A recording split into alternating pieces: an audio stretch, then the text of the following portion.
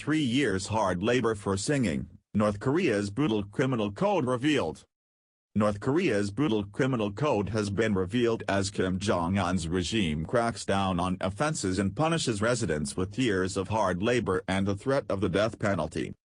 Kim's strict criminal code includes bizarre offenses such as picking the wrong athletes for sports competitions and singing along to songs by South Korean artists, which are punishable by years of forced labor and brutal re-education camps. A new study by a leading human rights group has laid bare the secretive state's most up-to-date laws, which aim to keep citizens in line through fear to ensure the survival of Kim's regime. The document lists a range of political and criminal offenses, as well as the sentences they carry, ranging from public hangings for severe crimes to a year in the gulag for minor infractions.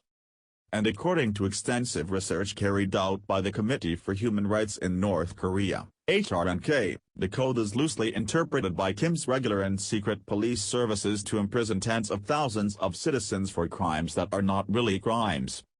These include spreading rumors that may lead to distrust of the state, failing to carry out the orders of a superior, and drawing up a plan for the economy in a haphazard manner.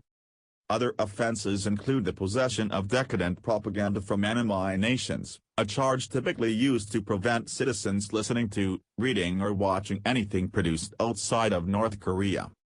According to HRNK, a former inmate of one of the regime's first labor camps was locked up after she was reported to authorities for singing along to a South Korean pop song at a private party.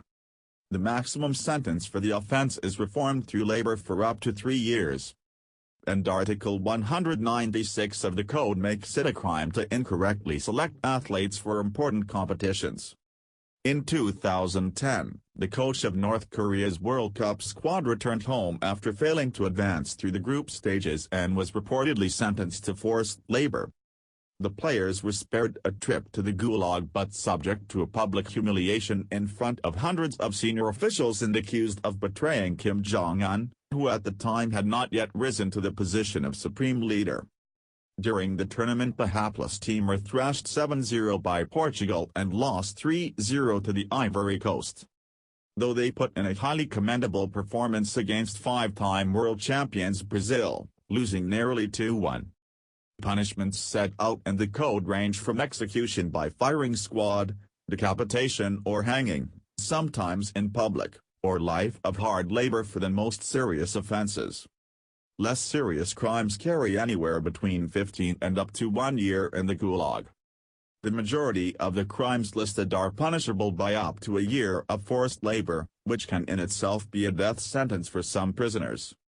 Inmates are deprived of food, medical care and warm winter clothes when temperatures plummet to -13 degrees centigrade in parts of the country. And during their time in the camps, prisoners are forced to work long hours, sometimes using dangerous machinery or toxic chemicals. UN experts estimate at least 70,000 North Koreans are imprisoned in re-education camps. The regime acknowledges the existence of its re-education camps and claims prisoners are treated humanely. However, the secretive state denies it operates political prisons, despite widely reported evidence to the contrary. But the North denies it operates prisons especially for those accused of political crimes.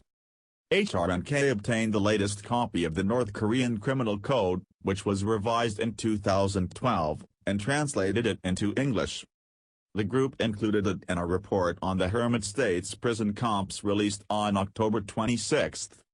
The HRNK report says, the revised 2012 version, like its predecessors, makes it abundantly clear that many of its articles and provisions allow authorities to deprive North Korean citizens of their liberties for, essentially, political offenses.